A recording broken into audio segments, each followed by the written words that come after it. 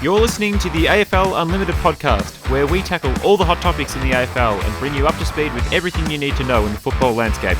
We'll take a look at this weekend's games and have some mixed discussion about what to expect. Let's head up to the box for the opening bounce. It's not a good time to be a Brownlow medallist as recent superstars fall victim to some persisting injuries on the rise.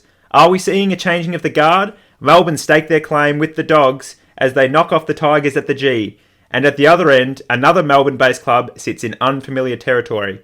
Welcome to AFL Unlimited. Make sure to follow us on Facebook and Instagram for our content and subscribe on Spotify, SoundCloud and YouTube. Boys, how are we? Good to be here back in the studio again. Hello, thanks. It's a pleasure to be here as always. Another big week of football. I feel like we say this every week now, but it's been a big week in football. Yeah, and you definitely touched on it in the intro there, but injuries galore seem to be happening. And big stars too. Lockie Neal, Dusty with concussion, which is, just you can't really control that. But there's been some debate and some things raised by, I think, the Lions about if it was to do with the length of the quarters, is that what's causing injury? What are you guys' thoughts? Do you think it's just a case of footy back, that's what happens? I think there's probably some credit to that claim of the quarters being extended and maybe players more tired, maybe players more careless as they get more tired. And I don't feel like the injuries are happening particularly in the later parts of those quarters, but maybe towards the second half when players are tired in general. But there probably is some merit in that actually being the case, but I haven't noticed a particular trend. Yeah, it's interesting. Don't feel like it's hugely significant just yet. We probably need a little bit more data behind ourselves. But, one of your favourite things, Tyson. Yes, data. That's what it's all about. Doesn't look like there's been a lot of impact injuries. I feel probably not so much soft tissue, but we are seeing obviously a few concussions here and there. Because the quarters are longer or back to what they were, naturally we're going to see a little bit more action on the injury side of things. So just by pure probability and numbers there will probably inevitably be more injuries. One cause I think we can write off was BT, who claimed it had to do with standing around for the national anthem in the minute of silence. It's like, what do you want them to do? Not respect the fallen soldiers? They still do their warm-ups, Brian, so just calm down. Well, actually, they're standing still for 30 seconds. It's going to ruin their life. What are you on about? There was a game over the weekend, guys, where there was some disrespect with the national anthem and the Anzac Day. At the Geelong game? We might have both... We're all there. Yes, it was like pretty annoying. I was just thinking how serene and respectful the celebrations were, and then someone yelled out at the Geelong game, unfortunately, which is quite poor. But I didn't actually hear that. No, it was not good. Very, very poor. Must have been just before you rolled in, Chook. So. Oh, I was waiting respectfully outside of the stadium while the thing was going. While everyone's just bloody in the stadium, damn you guys. No, but it was very, very poor from that individual. That one guy in particular. Like, God damn it, Scotty. You're right in front of the crowd too. No. It seems the syndesmosis, just touching back on the injury, is popping up and no one's heard of it 2 years ago, but now everyone's getting syndesmosis. You brought it up just like a couple of weeks ago as like a joke that we haven't seen it in ages. And suddenly it's back all again. And Jinxes, I feel like I may have an injury curse or something. It started with Buddy the other day. I mentioned it, how I said, he's actually looking in form. He could be 1,000. Gets injured. Dangerfield, I said, you know what? It looked like he actually wasn't hurt that bad. Bang, surgery for 2 weeks. I was bringing it up with a mate last week and I go, geez, maybe I could use this power for good or something. I said, hey, Dusty hasn't been injured his whole career, has he? He gets knocked out. I don't know what's going to happen, but I made a joke about Harry Mackay today. Hopefully, please look after him, Lord. Don't let him get hurt. I was only joking. Give the fella a chance. It's crazy stat that Dusty's only missed 8 games in his whole career out of 250. Very much like Paddy, just doesn't miss games, and obviously, except for Paddy's just missed heaps of games in the last until right now. He's obviously had a little bit of suspension worries in the past. Like I think 1 game, and then now 3, and now he's out for a couple of months. So that Dusty and Paddy, and then Paddy. Dusty just out for next week. And you'll have people who will be going, it's a really important game against the Dogs, and if this rule wasn't here, it could change our whole season, sort of thing. And I think the Dogs might be able to capitalise on the no Dusty factor. We'll discuss that in the tips later. Absolutely, it's going to be juicy. Well, speaking of changes and all that sort of thing, Pies have had a bit of a changeover, and it was a little while ago. It was not the super recent, but I thought it was worth acknowledging. Mark Corder, if that's how it's pronounced, taken over Eddie, and it's had a bit of feedback, a bit of backlash. Some people saying, "Oh, he's been on the board since 2007 or something." He's been there for like 13 years. You know, he's pretty much been Eddie's shadow for that whole time. They're claiming it's not really a proper changeover. No. It's not. Well, I don't know about that. And people saying, the members, the paying members should get more of a say. I'd like to hear some of your thoughts before I express my opinion on that, of the involvement that fans should have. There's been, as usual with Collingwood, comments everywhere, left, right and centre. The first ones I sort of heard was Eddie saying something about ghosts from Collingwood's past popping up and haunting the club, and he was glad that the right person stepped into that role, which for Eddie would be good, but for a lot of outsiders it can be considered as a bad thing, is that the continuing trend, and obviously this isn't a shot at Mark Corder, but the trend of Eddie or people with Eddie's similar line of power and control at the Collingwood Football Club. And you'd think with, the Do Better report recently and just the general change that probably needs to happen at Collingwood, they would look to make a distinct change with who they would have. But that probably brings it back to your point of not letting the members, the Collingwood fans, actually have a say. And that was another comment from Eddie, is that I think he said something like, "Thank goodness we don't have an election," or something like that. We haven't had an election for 26 years, which is when he was put into power, and basically just admitting that he doesn't want, or Collingwood doesn't want, the fans electing anyone. Yeah. Nicely said there, Langs. I don't have strong opinions on this because I don't have too much data. That's Yep. fine. Oh, that's the The data's all you want. I don't have- Mr. Logistics over here.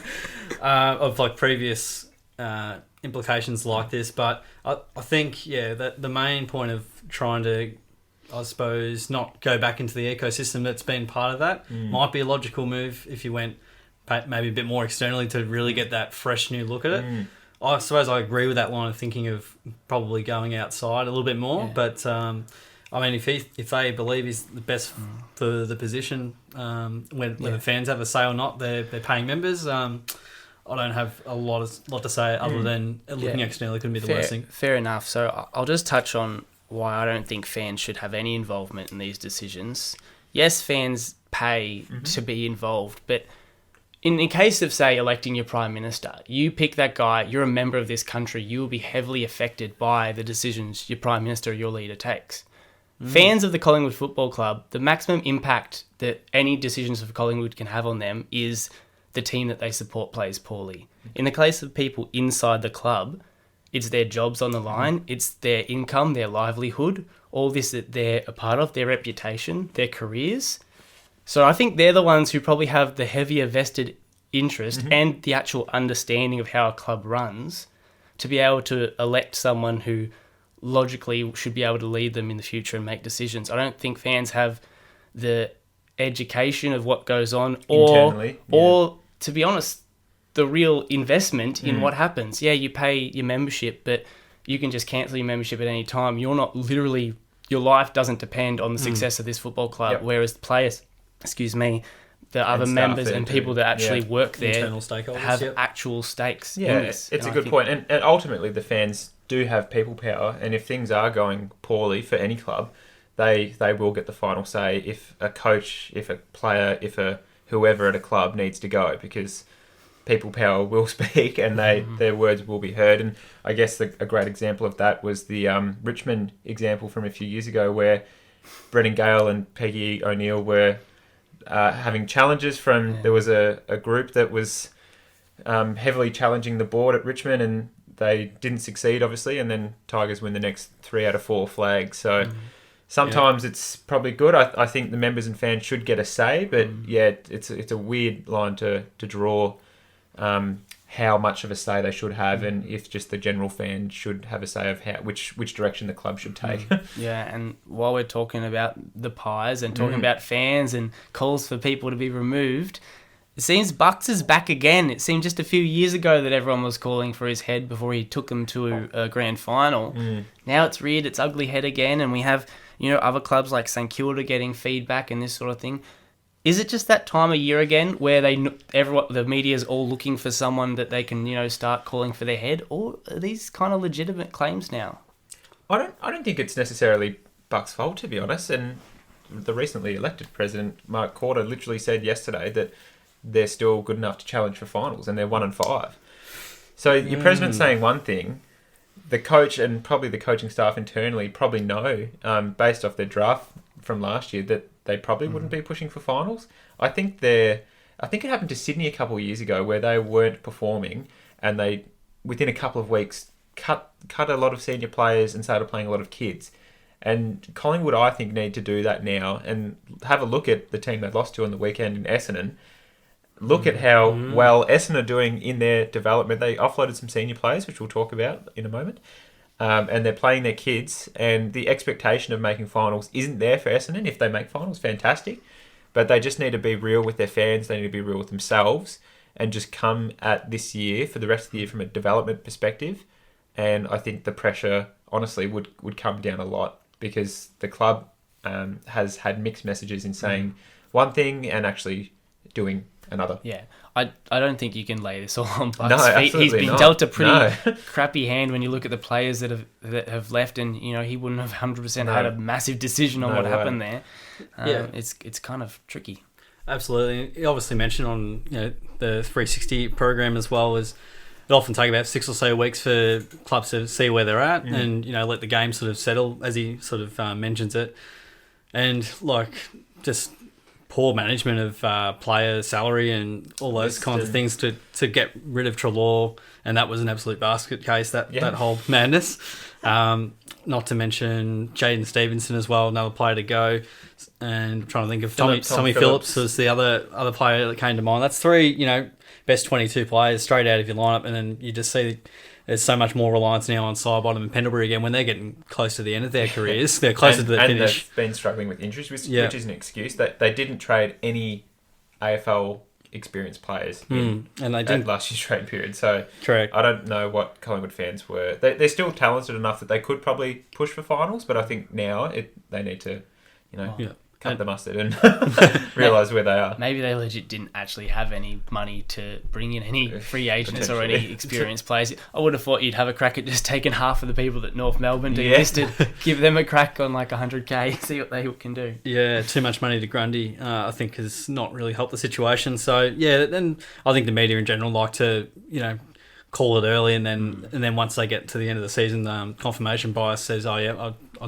I got this from the start, so people like to get in early as well. Yeah. You've got listed in the notes here, Chook, the Saints, and I think it's unfair to criticise Collingwood so harshly and not criticise St Kilda as well. Collingwood would probably expected to slide this year, and St Kilda, I thought they were going to be making the 8 easy this year, and they've performed very poorly. And yes, they've had injuries, but their effort hasn't been there.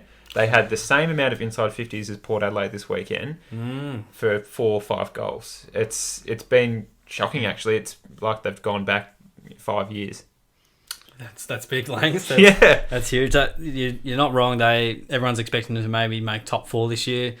Teams have maybe caught up to them, gone to work on them. Maybe they don't have enough depth as we thought they did. And when Ryder and Marshall aren't in the side, they're looking pretty slim. And small. You can definitely see that in the forward line where they're now having to push Carlisle up forward because they really just don't have the options up there. You wish they could have someone like a Josh Bruce or someone in the side. If only. Chook with a little shot there. But certainly one to watch. I don't think we're absolutely torching St Kilda yet, but they've so far dodged a lot of criticism. But, so that's some big losses. While we're talking about, what the media's calling for, I think, Langs, it's time for you to think of what they're not talking about. Absolutely, Chook. You are the segue master as we get into the third edition of the AFL Unlimited Untouched Moment of the Week. And following on another big Melbourne club, and Collingwood obviously lost to them on the weekend, but the Bombers were victorious on Anzac Day. And one of these players I'm going to mention has been brought up in the media, but another one certainly hasn't from what I've seen. But Nick Hind has been a great recruit for Essendon. I think he's really filled the void that Adam Sard left when he left.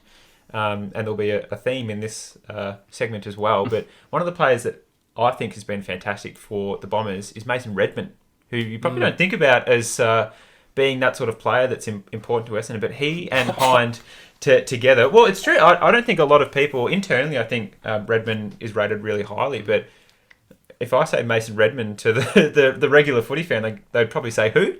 But he genuinely gives them skill and pace off half back, and him and Hind have actually been complementing each other really well. And Saad has been fantastic at Essendon, and there's no doubts about that. But I think it's sort of the case similar to how Tim Kelly left Geelong, and then you get Guthrie and Menegola, who just burst onto the scene. I think they're filling the void that Saad has left, and it sort of brings me onto the theme of the players that have left Essendon: Danaher, Orazio, Fantasia, and Saad. I don't think Essendon have really felt a big blow from that. Obviously, they're fantastic players, and they're probably all performing really well at their current clubs this year. But Essendon obviously are in a development period of their list, and I think they've filled the voids really well of Saad and Danaher, probably with Peter Wright kicking some really crucial goals against the Bombers. They allow Stringer to play probably a bit more the main man. Yep, Stringer has been good since he returned from injury. I don't think they've really filled that Orazio Fantasia hole, although Tip and Woody was good on the weekend with 5 goals. It was a bit doom and gloom for the Bombers last year when those 3 players left. But Redmond and Hine in particular have been fantastic since a couple of those players left for the Bombers. So nice spot there, Langs. Redmond's a beautiful kick, by the way. He is a great kick. And Hine's run and dash has been he takes the game on, which is really good. And I'm trying to think. Francis also just keeps going up, except for when he hurts his ankle and doesn't play 3/4 of the game. But ouch. But he absolutely it's funny that we just were talking about St Kilda and Saints let Nick Hine go, and it's probably the one like they need. It always works like that, doesn't it? You don't know what you have till it's gone. It's weird, isn't it? And Hine actually played for the VFL Bombers before he was drafted to the Saints, and he was playing in that traditional halfback running role, and Essendon knew what they were going to get with him, so they got him for pick 60 or pick 80, I think. Something like that. Something crazy, just something nice to touch on there. And Tiz, we're going to go straight into the games from here, and you've got it straight off the bat. I do. Geelong West Coast was obviously a big game going in. I controversially tipped West Coast by 6 goals, and I can eat my words there, and I apologise to the public there for that one. But this one's at GMHBA, and it was the Cats by 97 points. It was what? Sorry, what was that? Geelong by 97 points at GMHBA. Unbelievable. West Coast were found wanting, that's for sure. It was a big game for both sides. And Cats go to 4-2. Their game style was much more attractive. Bold ball movement from the guys. After quarter time, they really started to play on a bit more. I think it was beyond 20%, where in the first term it was pretty meek. So from there, amazing things happened. Cleanliness and strength around the contest was superb. The forward line looked sensational with Cameron, Hawke and Rowan. It worked very well, and it was really good to watch. The pressure and tackling was back from the Cats across all parts of the ground, and I was very excited to see it in the forward line. Unfortunately for West Coast, they just gave up after quarter time, and they just had no answers for anything. No, Nick Nat was down and out. They had obviously a few injuries, West Coast, and they've all of a sudden got that tag again, and they're world beaters at home, but they can't win away from home. They can't shake that tag either. And the results keep saying that they can't, get rid of it, as you said, Langs. Duncan was amazing with 4 goals, 26 touches. It just brings a few questions, boys, and I feel like I get a few comments throughout. Where has this been from the Cats? Are the Cats a flag contender again? Where to now for the Eagles? I've got lots of questions out of this game.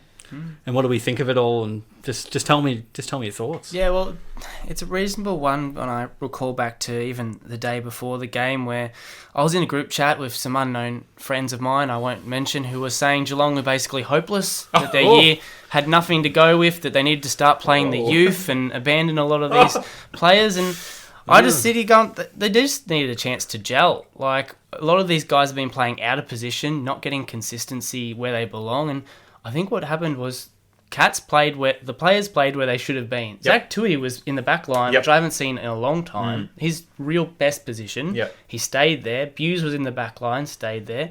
The only person that seemed to get chip-chopped around was Jack Henry, and he actually was dominating doing that. He did well. But everyone else had a set position. They stayed there. You didn't see Henderson at full forward or any of that. Although he kicked 2 goals. He did kick 2 goals, but he kicked him from the back line, really.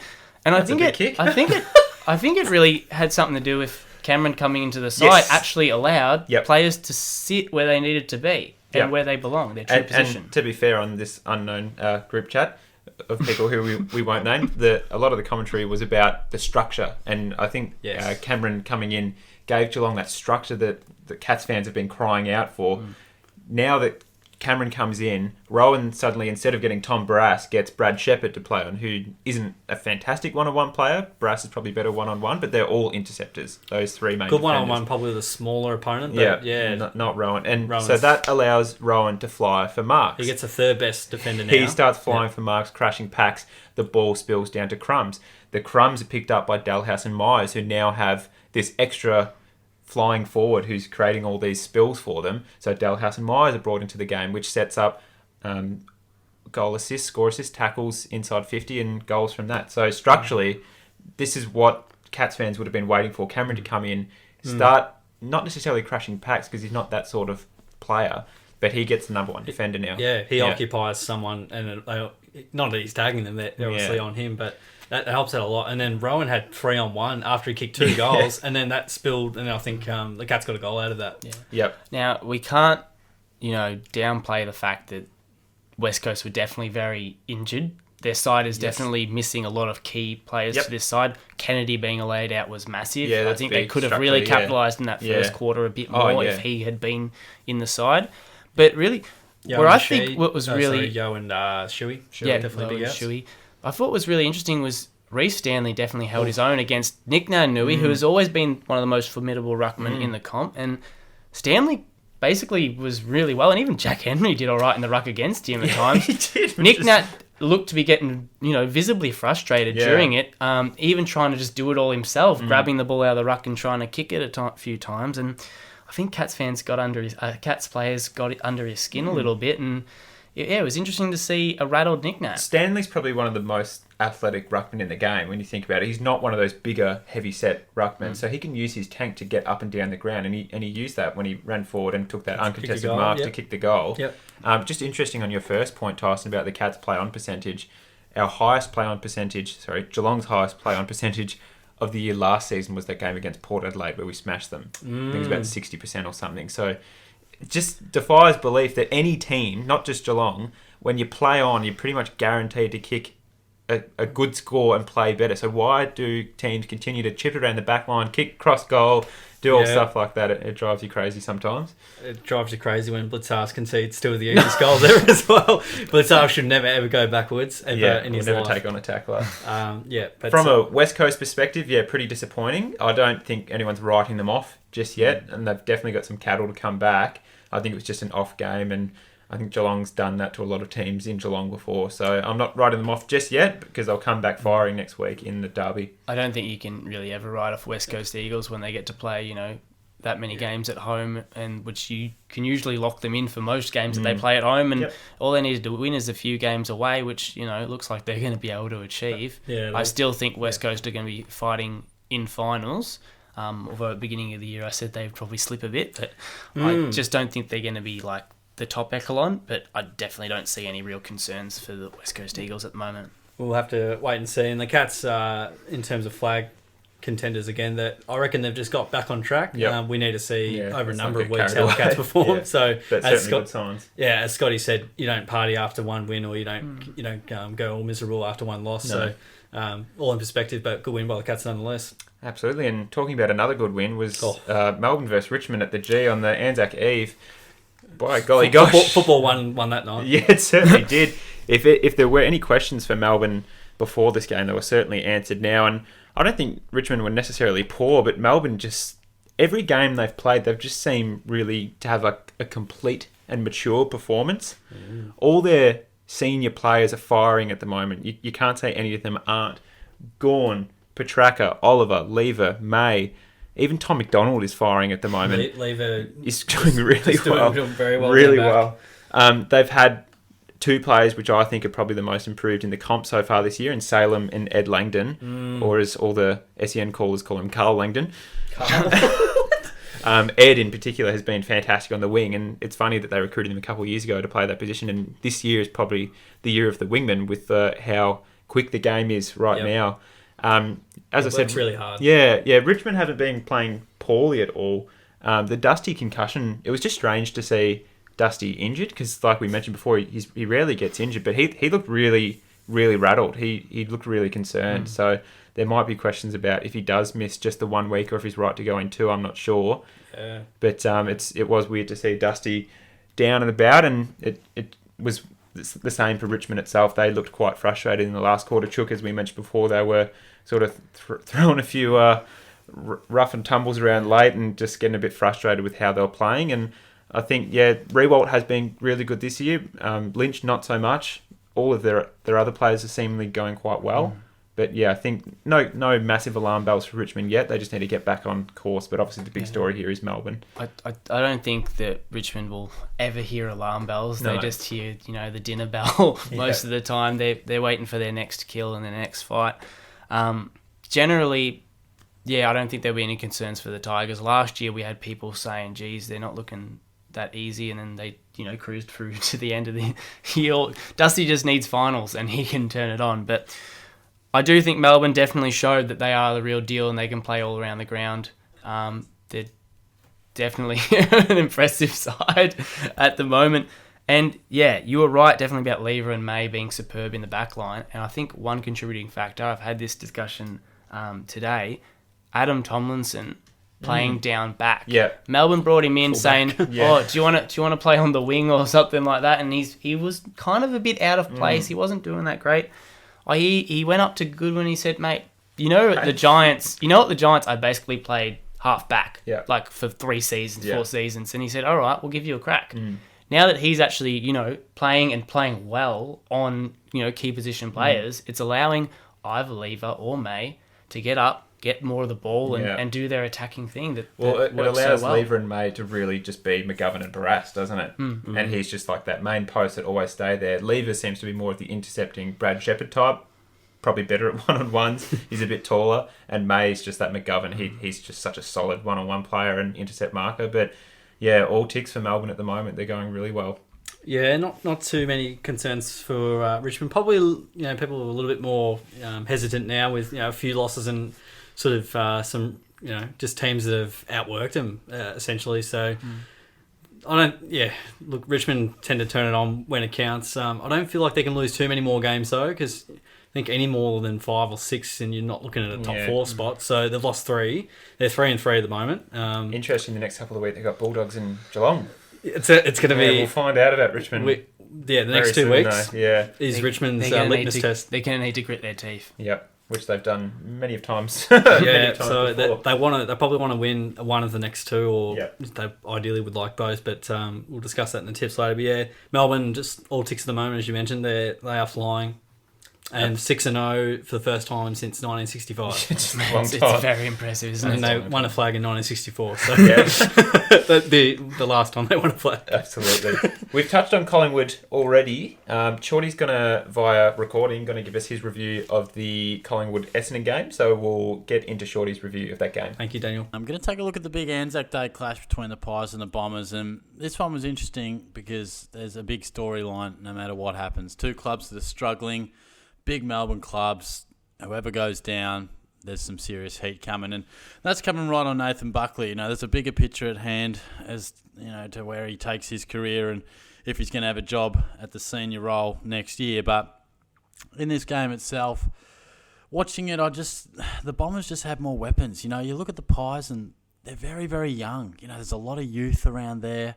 A lot of guys that if you just didn't look at the team sheet and you just watched, you go, geez, I don't know a handful of these blokes' names, which is unusual for a Collingwood side that have been up and about for a fair amount of time now. But probably the concern was that I felt their best players were probably Pendlebury, Grundy, Sidebottom and Crisp. There were some good signs from Cameron and Dacos and the like, but people are probably saying it's time for a rebuild. You could argue they're already in it. With the amount of youth, I think it was just 3 players over 30. I think they're in some serious trouble. I don't think Buckley will be next year. And I think the Pies will be set for a stint down the ladder. They're second last with just 1 game. And I feel as if this could be something that does carry on for a couple of years. But that's jumping a little bit ahead of the curve. The Bombers, though, there was a lot to like. Watching the game, it just felt as if the Pies were hanging in there. The scores were close for a long time. But you just felt as if the Bombers were threatening to break it open. And if anyone was going to run away with it, it was going to be them. Collingwood, everything that they were doing came a bit difficult. Parrish was outstanding, ripping first quarter, and he continued it on. Just him and Dane Swan, the only 2 guys to have 40 touches on Anzac Day. And Parrish, well deserving, he got the medal. Merritt does what he does. Heppel's found a great role down back.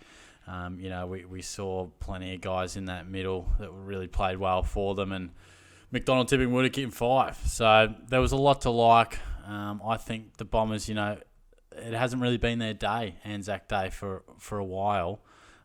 Collingwood have really had a grasp on this for much of the last decade, it feels. So they would have been pretty happy about that.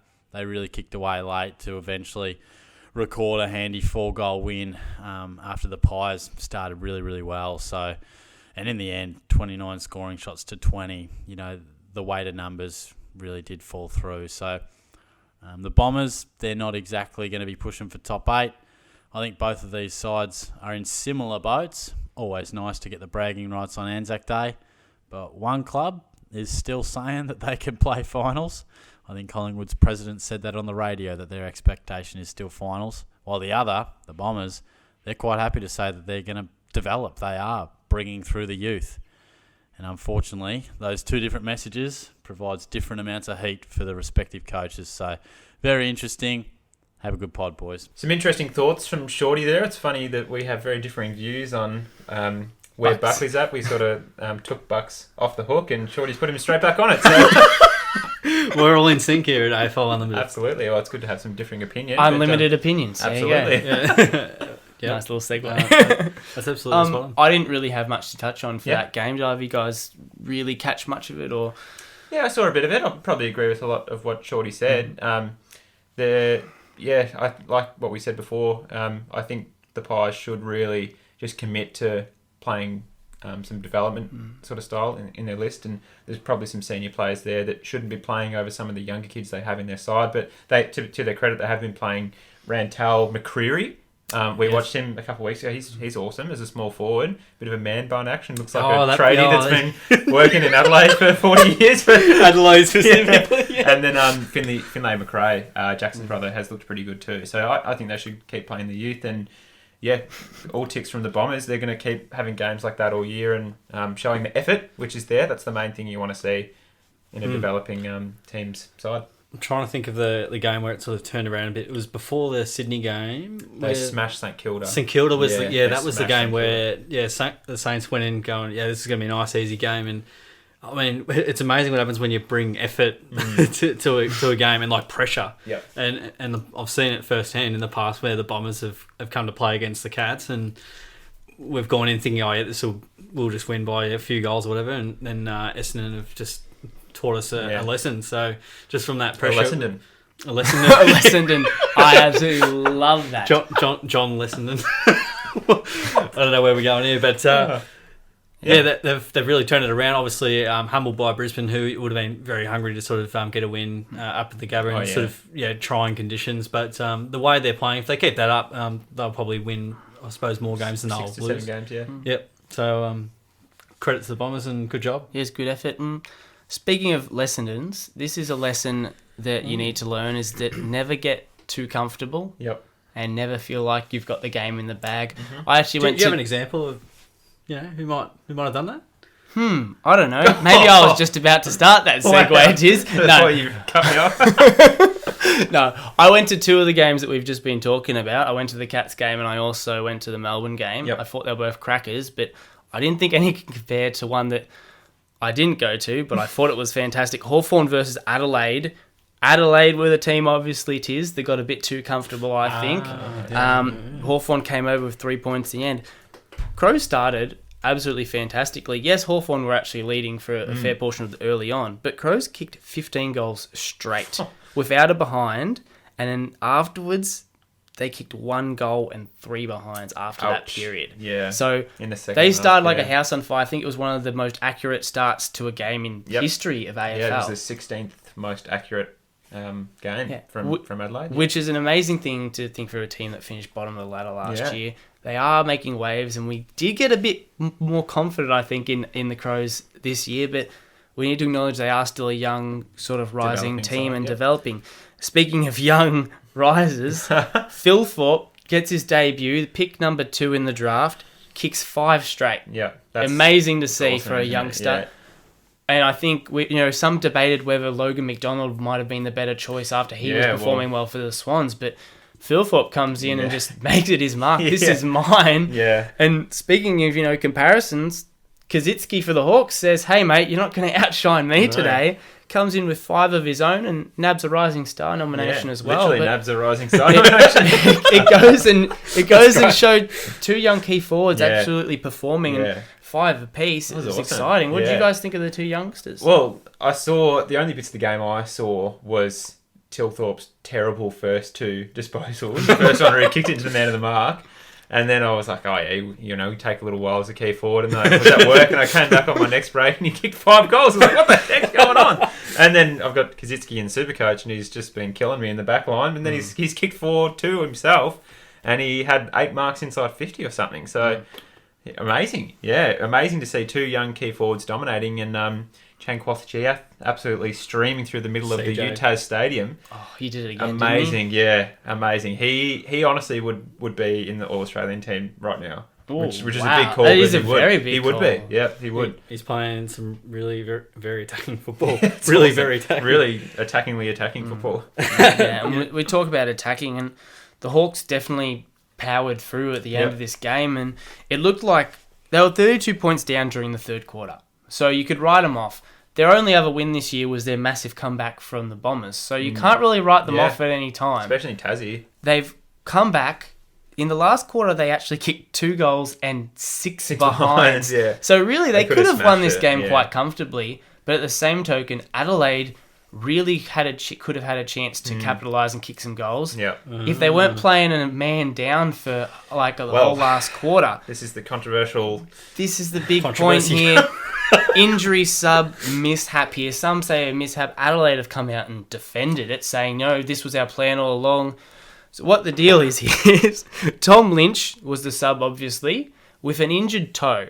So he is injured a little bit, all right? They declared he was fit to play. And they kind of really wanted him on the bench still. So he wouldn't be allowed on the bench unless he was the sub. They really wanted his leadership to help these guys, to help coach them through. Obviously, an injury where he was needed to come on. He still had to go all the way down into the rooms, get himself strapped and taped up before he eventually got on. Medication, apparently. Yeah. So they've acknowledged that it looked bad seeing him fumbling around for half an hour before he could get on the ground. But really, this was a crucial time. Hawks were coming back. Hawks eventually took the win, and they were playing without a man on the bench for this entire period. Yep.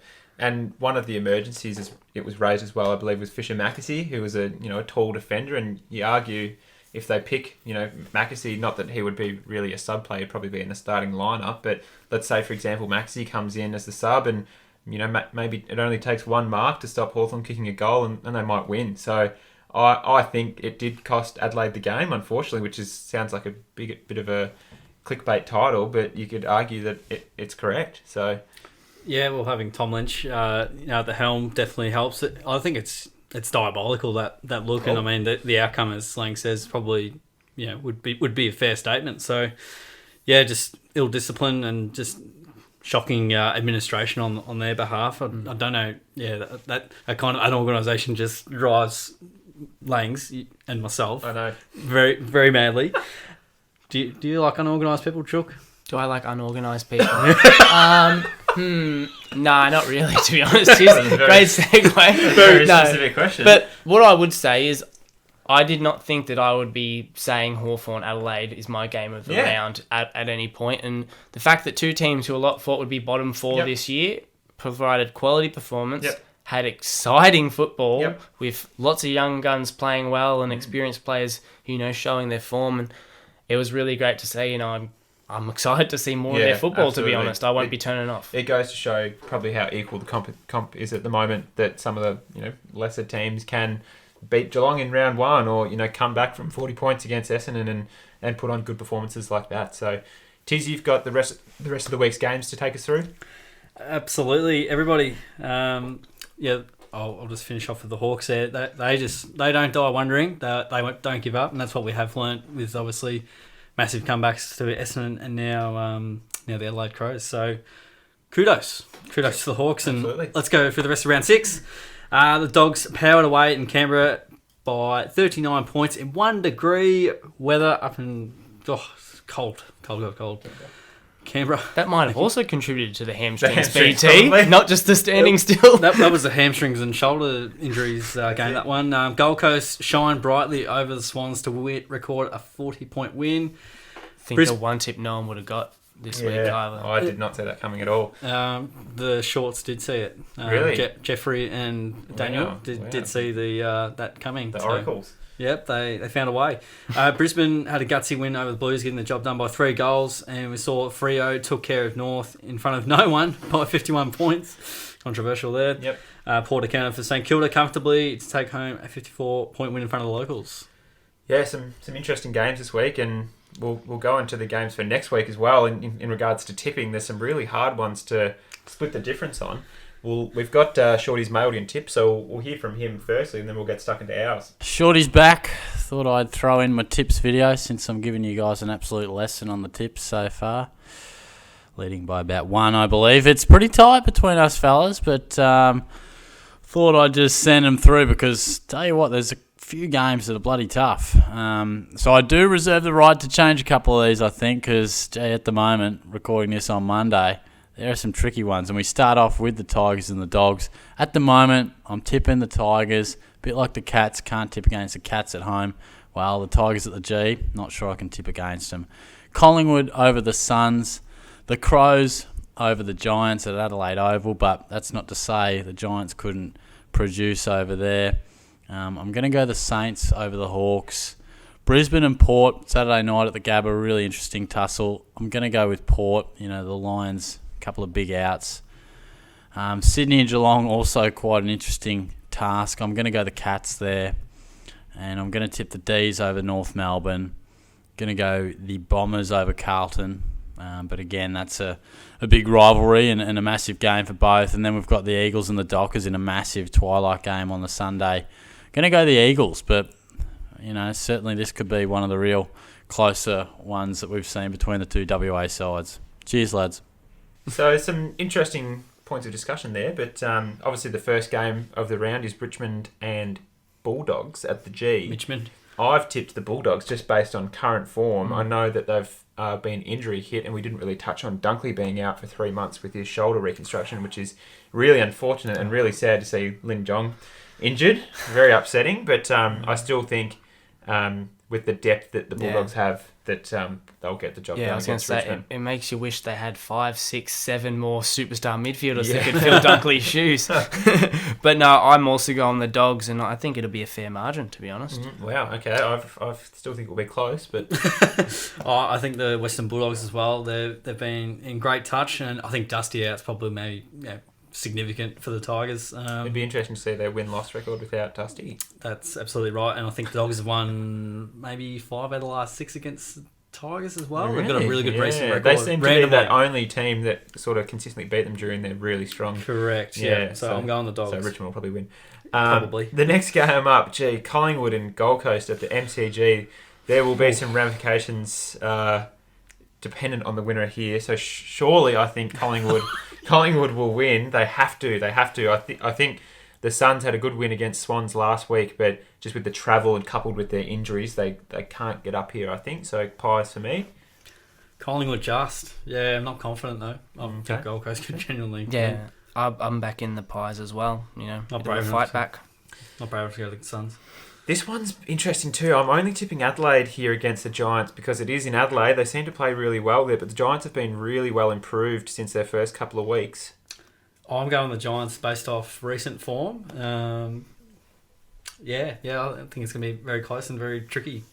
Yeah, I've actually also backed in the Giants. Not with severe confidence, just I feel like their form lately, they've looking impressive. It depends whether they're playing Mumford or Flynn, I guess. Yeah, right. Adelaide losing to Freo at home kind of, shook me a bit. Okay, So. fair enough. Yep. Then we've got the Saints and Hawks at Marvel Stadium. So a lot of these games are going to be close. I've gone the Saints again, but not with a great deal of confidence as well, which seems to be the trend here. Oh, I've gone Saints just. Yep. Wow, I've also gone the Saints here, and I was thinking Hawks would be a bit of a chance, but it's an interesting one. No one likes tipping Hawks. I think the Saints at Etihad, Marvel. Saints at Marvel, they look really slick. So, This one should be interesting. Geelong and Sydney. Sydney are in a bit of a flat spot, and 2 weeks ago you would have thought, geez, Sydney are going to steamroll Geelong here, but it's funny how quickly things can turn, and probably Cats all around, I dare say. Yeah, I've gone Cats. I've got the Geelong Cats. The Geelong Football Club. Yep, the GFC. Okay, Global financial crisis. A Saturday night double header. This should be 2 ripping games. Brisbane and Port as well at the Gabba. I think probably Port for me have just been in better form overall, but another close one. I'm going to go Brisbane. Okay. Port, obviously, they had their colours lowered against the Eagles not too long ago, so see how they go away. Yep. But Brisbane just. I've gone for Port Power as well. Okay, I mean, absolutely. Thinks Brisbane.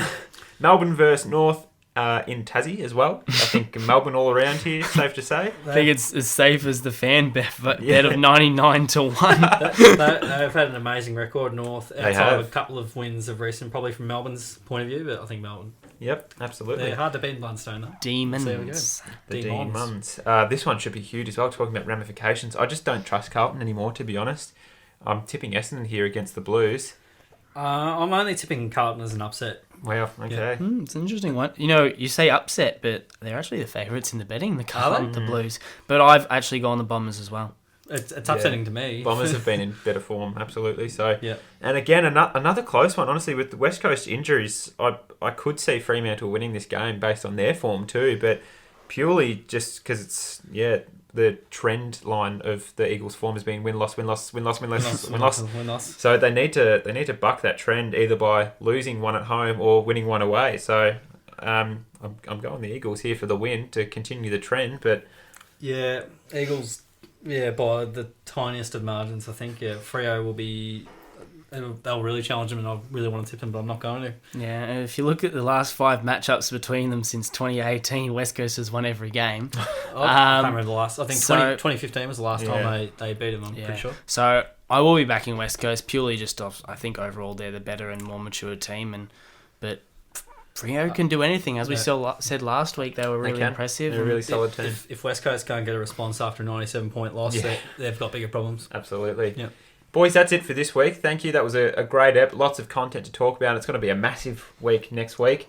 Make sure if you're listening, if you have any untouched moment of the weeks, if you have any other comments or anything you want to leave about your club, your coaches, your players, please feel free to leave a comment on Instagram, Facebook, Twitter. We're all on there. We love hearing from you guys, and we've loved all the recent fan engagement we have been getting. We're happy to give you a shout out as well. If you give us something worth talking about, we'll tell you. Absolutely. We've done it before. We'll keep doing it, guys. So feel free to hit us up. Otherwise, thank you for listening, and you'll hear from us next week. Always happy to be here. Thanks for listening to this episode. Make sure you follow us on Facebook and Twitter. AFL Unlimited, because footy is limitless.